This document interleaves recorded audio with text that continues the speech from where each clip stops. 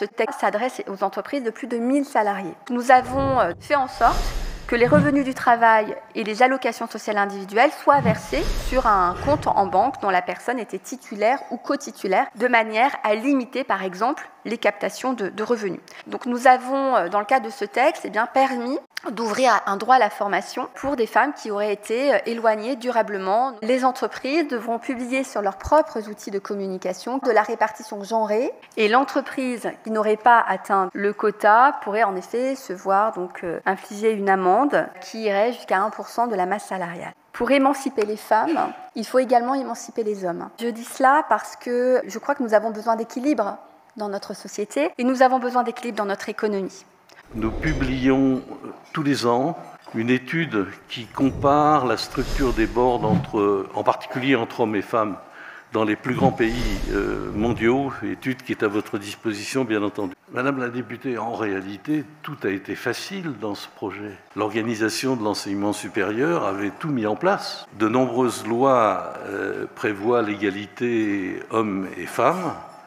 La moitié des femmes sont diplômées dans les tranches d'âge actuelles, pour 4 hommes sur 10. Donc il y a de la matière, même si on peut noter un petit déficit féminin dans les disciplines scientifiques. On a observé la situation chez les juniors consultants.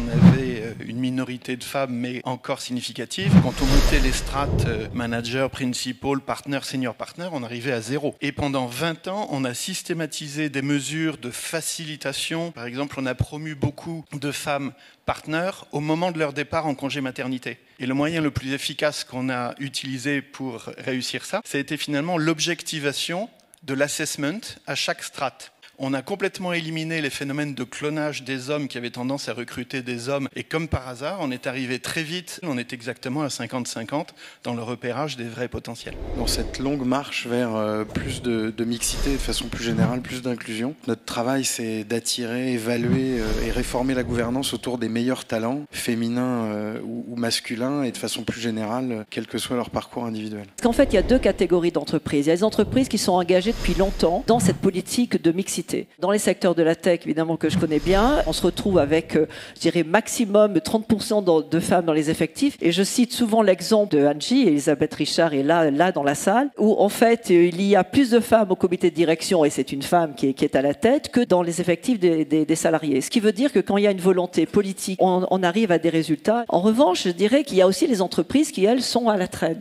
Et du coup, c'est très bien qu'il y ait une loi. Nous, on a 86 000 collaborateurs. On est en train de voir comment on peut vraiment faire en sorte que ça bénéficie à tous les collaborateurs dans le groupe. On a en effet aujourd'hui dans nos instances dirigeantes 48% de femmes. Il y a eu vraiment une marge de progrès avec une action volontaire. Et c'est vrai que c'était très intéressant parce que cet équilibre nous a permis aussi pour les hommes de mieux comprendre dans leurs équipes comment ça se passait d'accueillir un enfant dans le foyer. C'était aussi une opportunité de vraiment dialoguer, de vraiment pouvoir s'assurer de créer un environnement le plus inclusif possible. Corian, je l'ai dit, c'est une entreprise de femmes. Il y a 60 000 salariés, dont 48 000 femmes. Si on regarde les chiffres, on est à 83% au niveau du groupe. On est à 47% au niveau des top 100. J'ai dans le groupe 9 Chief Operating Officers dans les pays, qui sont vraiment les personnes clés du fonctionnement de l'entreprise. Et là, vous voyez, sur les 9 CEO, j'ai 2 femmes. Vous l'avez dit, Madame la députée, il y a une perception, une orientation précoce dans le système scolaire jusqu'aux grandes écoles qui pousse les femmes à aller vers des fonctions réputées féminines. Donc tout mon enjeu, c'est de préparer ce remplacement et ces plans de succession des fonctions opérationnelles pour que les femmes puissent oser postuler sur ces postes,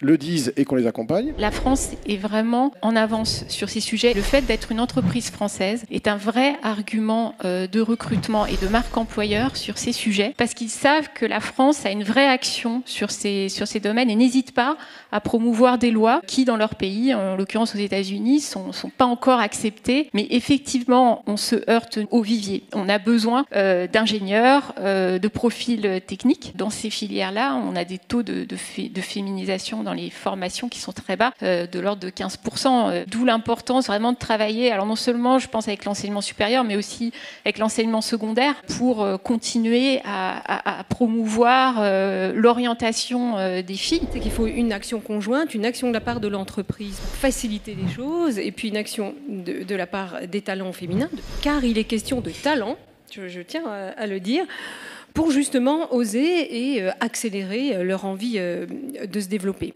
Il ne s'agit pas que des femmes.